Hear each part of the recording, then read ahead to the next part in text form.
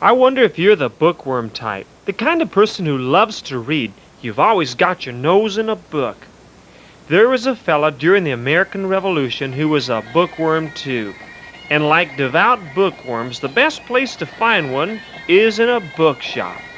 In fact, this fella owned his own bookstore. His name was Henry Knox, and his bookshop had both British and American customers. The British didn't know that Henry was, as Jesus told us to be in Matthew 10:16, as wise as a serpent and harmless as a dove. He liked having the British soldiers come into his shop. He would get as much information out of them as possible about battle plans and most of all about cannons and where best to use them and where to place them in battle. Besides bugging the British cannoneers, he would dig like a badger in all the books he could find on his favorite subject, cannons. In fact, Henry liked cannons as much as children like chocolate. Little did the British dream that this 21-year-old bookseller would someday use all that information to send them back to England.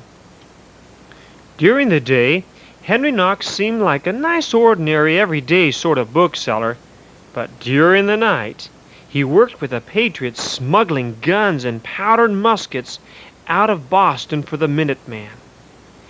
After the Battle of Bunker Hill, Boston was swarming with British troops stationed there. Henry Knox found out while at his bookshop one day that the British soldiers didn't worry a bit. They were as snug as a bug in Boston because Washington didn't have any cannons. Knox decided it was high time to join up with the American army. One night, along with his wife Lucy, they snuck out of Boston right in front of the Redcoats' picket line and made it to Cambridge. The next day, Henry went right up to Washington's headquarters to tell the general a daring plan to surprise the Redcoats. The young bookseller volunteered to haul every cannon he could across the country from the British-captured fort Ticonderoga. Washington knew it was their only chance to run the British out of Boston. Early the next morning, he kissed his wife Lucy goodbye and he rode off in his new uniform with his men, knowing that all Boston depended on his daring plan, a plan that he only read about in books.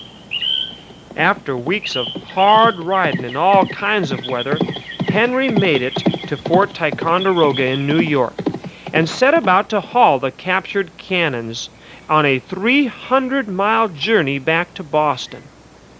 Big sailing barges were built and 59 cannons, some weighing over 5,000 pounds each, were loaded aboard with heavy crates of lead for making cannonballs.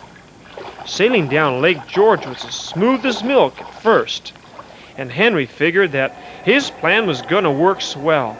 But with freezing winter winds and the crews, well, they had to row as hard as they could to keep from freezing to death.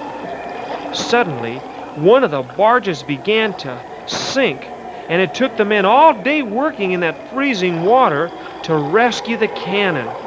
They finally reached the other side where Knox had large wooden sleds made to haul the cannons on teams of horse and oxen across the snow.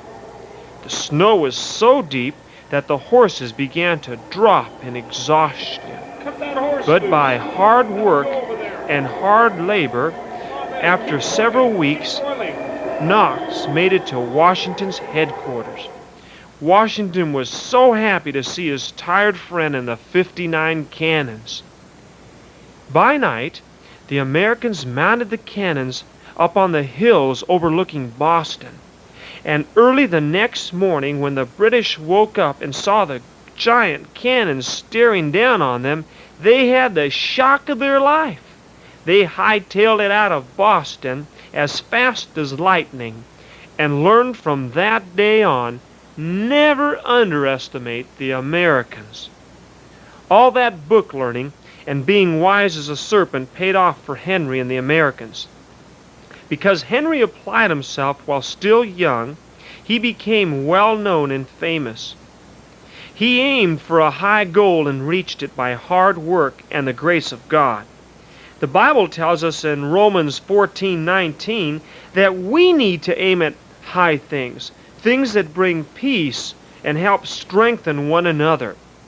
May your goals be just as high for Jesus, because if God be for you, who could be against you?